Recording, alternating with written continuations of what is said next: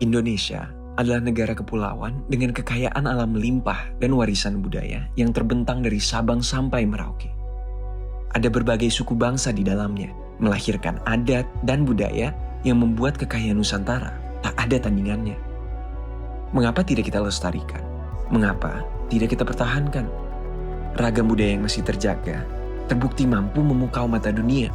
Berbicara mengenai karya budaya bangsa, seakan tak ada habisnya. Indonesia menyimpan segala pesona, mulai dari alam, budaya, suku, dan adat istiadatnya, dan telah menjadi identitas tanah air yang tidak dapat dipungkiri. Mengapa kita harus selalu melestarikan budaya Indonesia? Karena budaya adalah harta karun Nusantara yang tak ternilai harganya. Identitas bangsa yang tak asal diciptakan, tapi mengandung nilai luhur dari lintas peradaban.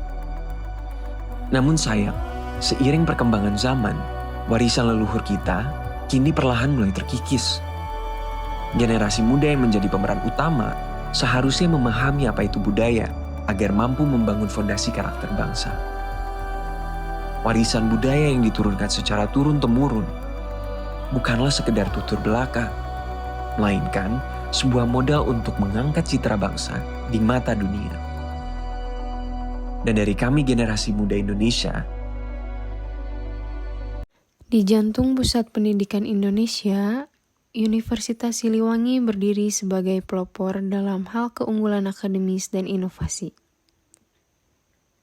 Di tengah energi yang dinamis dari para mahasiswanya yang beragam, sebuah revolusi diam-diam sedang terjadi, munculnya kecerdasan buatan.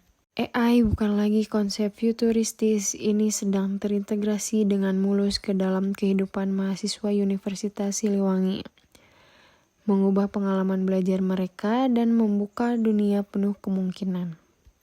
Tapi bagaimana tepatnya AI mempengaruhi kehidupan mahasiswa Universitas Siliwangi?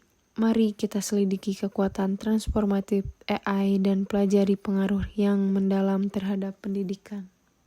Perkenalkan, saya Fauzan Muhammad Fathan, mahasiswa Manajemen Fakultas Ekonomi dan Bisnis Universitas Siliwangi, kelas D.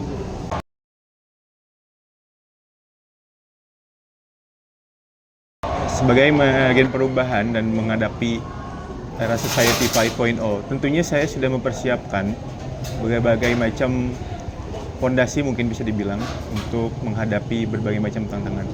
Karena di tantangan 5.0 ini berfokus kepada digitalisasi dan interkoneksi antar benua. Maka yang saya persiapkan tentu saja pemahaman mengenai digitalisasi ataupun komunikasi interkoneksi dengan sesama manusia, masyarakat. Kemudian memahami bahwa pendalaman moral bagi diri saya sendiri, membedakan mana yang baik, mana yang buruk, dan mana yang cocok untuk saya menghadapi tantangan-tantangan di masa depan.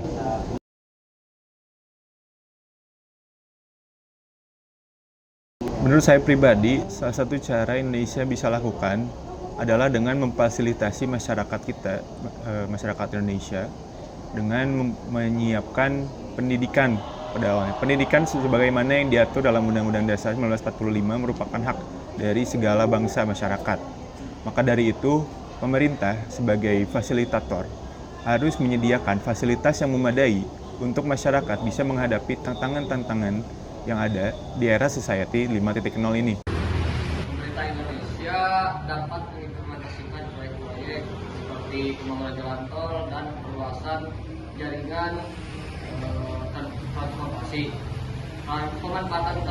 Pemanfaatan teknologi seperti IoT dapat digunakan untuk memonitor dan mengatur lalu lintas secara efisien. Selain itu, pembangunan infrastruktur digital seperti aplikasi transportasi online juga dapat meningkatkan aksesibilitas transportasi bagi masyarakat di Indonesia.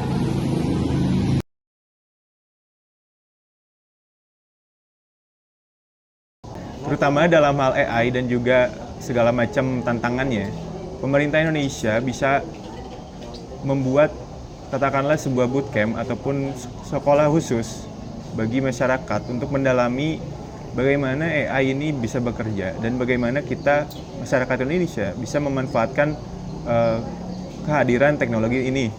Dengan begitu, Indonesia bisa memanfaatkan teknologi ini dan memerangi tantangan-tantangan yang mana mungkin menjadi sebuah isu kedepannya bagi masyarakat Indonesia.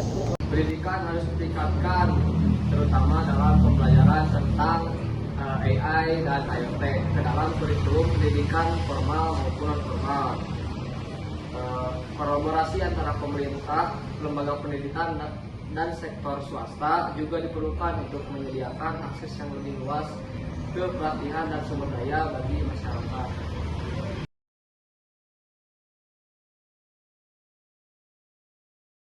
Program-program sosial dan budaya seperti festival budaya dan kegiatan bersama lintas etnis dapat diadakan untuk memperkuat rasa persatuan dan kesatuan.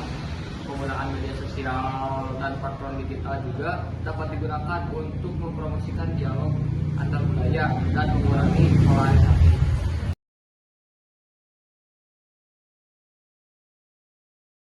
Tantangan utama menurut saya mungkin ada di keterbukaan informasi. Di era 5.0 ini di mana masyarakat semakin terhubung antar satu sama lain dari luar Indonesia juga menghadirkan transaksi kebudayaan yang nantinya dapat menjadi tantangan penerapan konsep wawasan Nusantara ini. Karena mungkin wawasan Nusantara lebih tidak diterima oleh masyarakat Indonesia ketimbang kebudayaan-kebudayaan bangsa lainnya. Hal ini menjadi PR besar tentunya bagi pemerintah Indonesia jika ingin menerapkan wawasan Nusantara ini. Pemerintah Indonesia harus bisa membungkus sedemikian rupa wawasan Nusantara ini agar dapat diterima oleh masyarakat Indonesia dan masyarakat Indonesia dapat menerapkan konsep wawasan Nusantara.